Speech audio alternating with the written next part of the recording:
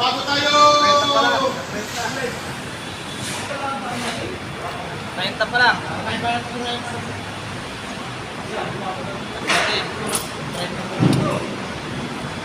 Video. Hi, fans. Okay, papaalala lang dito magaling. Ano kaya? Paalala natin yan. Paalala lang. Gusto na eh. Ito, Dito na. Salita. lagi naman sinasabi sa inyo, di ba? Kalinisan. Kasi, ang dami natin mga ginagawa, pura na. Ito, sabihin mo na, lalo yung gamit ng pinto. Ilabas lang, sa times nakalagay. Wala mo lang kasapin-sapin. Kung nalasakit naman kayo, dami nating grusak. Umiraso kayo, dun yung patong. Kakaintindihan. Yung mga nagsisinsin, mga nagsisinsin. Yung mga nagsisinsin na tayo ng table. Linisin nyo kagad. Kasama nyo magsinsin, huwag nyo na iwanan yun. Kung gusto nyo pa kasi, magtawag pa na maglilinis. Kayo na maglinis. Yung mga damit na sinasabit sa mga bintana, bawal yun. Hanggat maaari, yung hawakan ng bintana, huwag nyong sasabitan. Pati sa mga hawakan ng mga hanggang ng pintuan. Kakaintindihan. Yes, sir.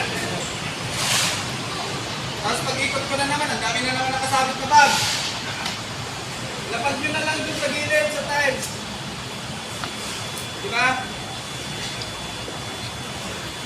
Meron naman tayong lalagyan ng bag eh. Ba't lalagyan nyo pa lahat? Pati bag nyo. Yung mga nagpapatugtog. Wala tayo sa diskuhan na bawal yun. Okay lang, kung gusto nyo na may libangan ng konti, huwag nyo na lalakasan. Yung gusto nyo pa kasi, naririnig pa ng kapitbahay nyo eh. Kakaintindihan. Yes, sir. Yun lang, yung kalinisan lang. Kasi, pag bulara yung lugar mo, kahit anong galing mo mag-finish yan, hindi mo makikita na maayos. Kasi, madumi. Liwanag. Yes, ang iiwasan kasi natin dyan, yung mga gagasgasan. Lalo pagka pinunasan na, yung mga lababo, mga granite. Pag pinunasan na yun, nang may mga alikabok, magagasgas na yun, kagas kasi. Alam niyo naman na magaspang yung pinaglihaan, di ba? Pagpagan niyo na, kayo na magpagpag. Ano? Parang alam ko na ito ah. Liwanag? Yes, sir. Yun lang. Tapos, yung mga pag-perfectan niya, o yun na lang mag-discuss sa inyo. Computer. Yung mga mabilis lang pag-break time. Paliwanag ko na rin. Para kayo mag-alala. Kung may mga kulang na oras, ang tama naman na kulang, pinabalik ko naman yan. Kasi yun yung ayaw ko. Ayaw ko kasi na yung trabahoan nyo, hindi nyo makukuha. Pero, siguraduhin ninyo na yung nire-reklamo ninyo, hindi naman kayo mahulihan na laging nakasambay, mag-break time, like, bumabalik. Pangit naman yun, di ba? Pangit kasi na mahilig ang galing natin mag-reklamo, tapos tayo naglanakaw ng oras sa kumpanya na pinabayaran sa atin. Pangit yun. Maging patas lang din tayo. Maliwanag. Kasi ang pangit na, nabawasan ka na sa oras, umambay ka naman ng 3 oras, yun ang lugi.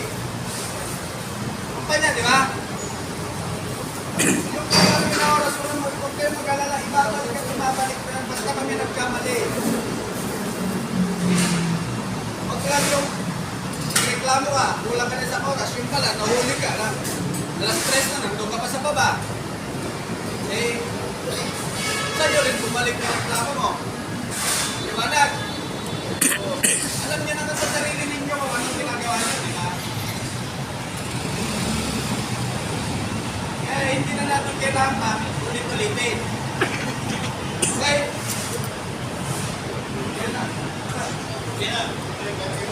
Good morning sa lahat. Bago tayong isang regulation ng gabi sa oras ha. Ang oras natin ng break time, 11:30. Tapos, alas 12. Mga mag-straight time, pwede na kumamagal. May order na natin boss. Tapos, 12 na.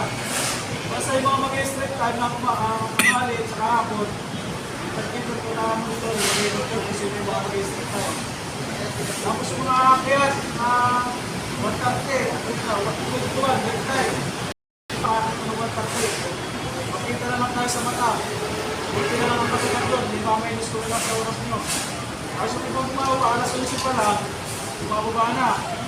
Ngayon, pagbibigyan ko muna, pero ito yung last na ngayon. Alas 11 bumababa na, babalik, alauna. Next time nyo. Bahal dalawang oras pa niya, kasi ito alas na gala. Hindi ko pa nilalakad, kaya naman tayo lumalaban ng pata sa oras. Kawawa naman yung lumalaban ng pata sa oras. Kasi dito, maumaga ng umaga, makakit na, alawa na. Hindi mo tama yun kasi kawawa natin sa mga pagkasupak na ako. Upgrade lang natin, tandaan nyo nga, tanghali, 11 natin sa alawa na yung mga straight time. Yung mga straight time, nakain ng umaga, balik na sa trabaho, pahinga lang kayo ng mga 20 minutes, mga kawin ng divorce. Sa hapon, ganun din. Yung mga mag-straight time, 67, article, alas 8, alas 9 ang hapon. Kaya apat na oras yun.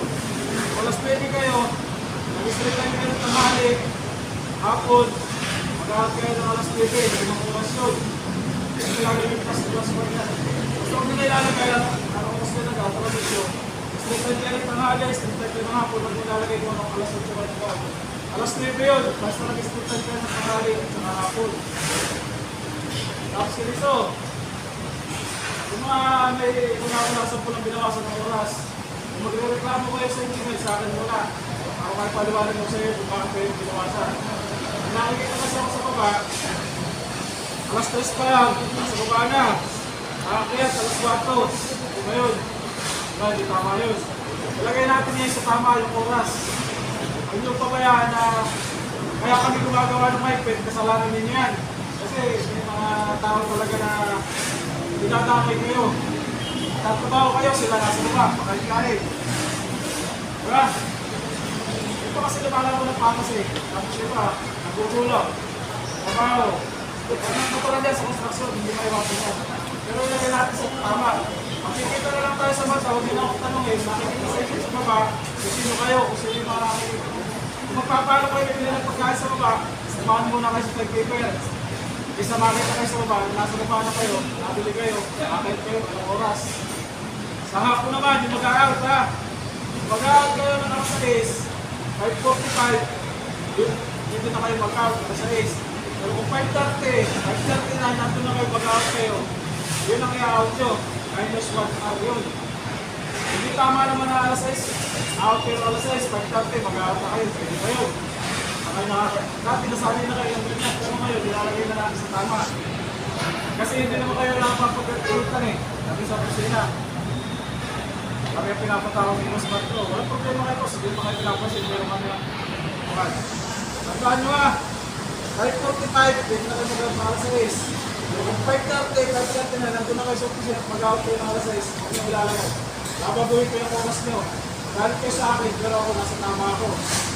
Kayo mga galit, nasa sa inyo yan. Ilalagay ko lang sa tama, oras na pinagagawa nyo. Sa tandaan nyo, lagi nyo ilalagay sa tama kung ginagawa nyo. Kasi lahat naman kayo, tama sa inyo. Kung may reklamo, may kulang, sabi natin sa inyo, ibabalik namin. Kung, tulad din sila naman, Doroteo, di ba? Asa na yun? Wala. Nagkamali na sa oras, nalilagay alas 4, pero alas 8, alas 8 siya. Pinalit namin yun, kasi trabaho naman siya kung nagkamali. Pero, basta lagi nyo ayusin yung mga sa time, nilalagay sa request. Kasi kung ano yung nilagay dito, yun ang nilalagay sa oras. Huwag nyo na lang nilalagay sa aking monitor ng mga kahit. Yun lang. Kasi sinabi ko na yung time na. Break time. Break time sa hapon. Saka yung mga mag-explain tayo. Basta tatandaan nyo, lagi nyo tama. Para hindi tayo magkaroon ng problema sa oras. Kasi simula ngayon, pagkita na lang tayo sa mata, paliwanagan na lang tayo sa opisina ko. O, reklamo kayo, magkawalan kayo sa oras. Parang kung may dahilan kayo, magpaalam kayo sa akin, sir, bibili mo na ako ng ulam, pero akin na ako. Hindi naman yun, mag-usap tayo ng ayos, para alam nyo. Para alam ko rin kung bakit kayo nasa baba. Hindi na kailangan ng maraming paglawanan. Basta lagi nyo tatatalan. Bago ba kayo, bibili kayo ng ulam, akin kagad. Makapasok tayo. Na? Sila. Sir, Pasok ka. Yung sa sahod pa, araw ng sahod. Ano ko talagang oras? alas 3. Kasi, umaga po, hapon, inaano ng service niyan. Kung alas 2 kayo bababa, magkaroon na kayo ng alas 2, magkantay kayo ng sahod. Alas 3, pwede na kayo pumila sa sahod. Kung bababa kayo ng 250, 230, wala pa yan kasi hindi pa rin naman ibigay. Yung sahod, napapansin nyo. Lalagay pa sa super, di basta-basta paglalagay ng sahod kasi may mga pare-pareha. Alas 3 talaga, pwede na kayo bumaba, pero alas 2, kaya out ko kayo rin. Alas 3, sila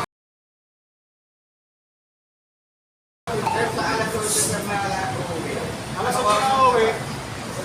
Ano ka rin wala kayo break time alas 4.